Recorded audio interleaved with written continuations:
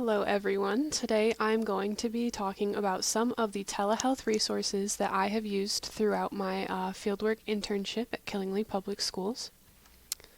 The first set of resources that I found are some educational games, the first website being abcya.com.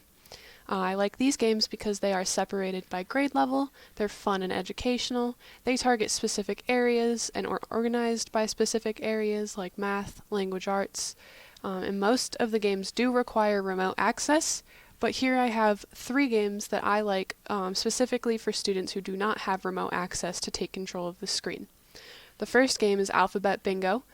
You can have it say letter names or letter sounds, and I like this one because it also prompts the children to use terms like I want the top middle square or I want the bottom left square. And you can also increase the size. There's 2 larger sizes than this 3x3 right here. The next one is called Monster Mansion Match. You can have it have letter names or a word that starts with the letter that they have to match. This one again is good for using terms like top left, bottom right. And then the last game that I like for students without remote access is alphabetical order, and in this one it just jumbles the letters up on the bottom and they have to put them in from A starting here to Z at the bottom. They can use directional terms, the A is above the I, the L is above the C, or colors, whatever you want them to use. The next website is digipuzzle.net. Again, these are fun and educational games. They're organized by theme. There are some specific games that are good for non-remote access I'll talk about in just a second. And a lot of these games are more strategy-based. These are 2 games that I like to use for students who don't have remote access. First we have the Tangram puzzles, I'm sure everyone remembers these. And then we have the Spot the Difference. This one's good because it actually highlights where the differences are for the students to see. Another resource that I really like to use are virtual escape rooms. You can make your own on Google Forms, but there are also existing available ones for free online. Just make sure when you're looking for them that they are free, some of them do cost money, and that they are appropriate for the age of whatever student you are sharing them with. You can create your own escape rooms to target specific goals. There are multiple walkthrough tutorials on YouTube, like this one on the right here, that will walk you through how to make your own. These can be controlled by you or your student. If they don't have remote control, you can email them the link and have them share their screen.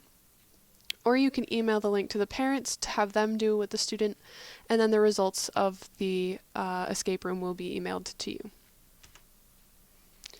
A website that I really like for resources is the ottoolbox.com. There are free resources and printable resources, but there's also these things called slide decks where they will email you a Google Slides presentation that you can share with the student, and it will include some drag and drop activities like this decorate the gingerbread house here. Some of them have writing prompts on them. It depends on what you're looking for, but they do have a bunch of them for holiday themes or seasonal themes or even just some generic ones. These are best for students with remote access because of that drag and drop component, or you can send the link to the students and have them share their screen. Sometimes for warm-ups I like to utilize YouTube or GoNoodle videos. They are good for warm-ups because they're short. You can search for specific tasks that you want them, like hand warm-ups, desk stretches. A lot of the times the characters and narrators are engaging for the students, and there's also some good cool-down videos like deep breaths to help a student at the end of a session cool down and get ready for the rest of the day. Another really great website is otplan.com. This one is very good for in-person activities, but if you have the parents fill out a checklist that's similar to the one that is available on this website, you have a good idea of what materials they have at home, and you can provide them with ideas for activities that they can do with those materials. So the way this website works is that you are able to select from a list of materials that you or the parents have available. A lot of them are household items like coins, baskets, paper, markers, pencils, cotton balls, Q-tips. There are a lot of different activities on this website, and you can also select from a checklist of goals that you want to work on. including but not limited to fine motor, gross motor, bilateral coordination. And this is one that I found. It is a Google website that's titled Ricky's OT Room. All of these resources are free. There's a lot of printables, and they are good for screen sharing. If you can see in this second one here, it's a maze. It's a visual maze. And the idea is that the student is to follow the letter, the target letter being A for this one. They're to follow it with their finger or mouse and tell you what number at the bottom that the letter lands on top of. Whereas with a traditional maze, they could say, oh, I finished it, I made it to the end. But in this one, they have to prove to you that they found the correct ending by giving you the number.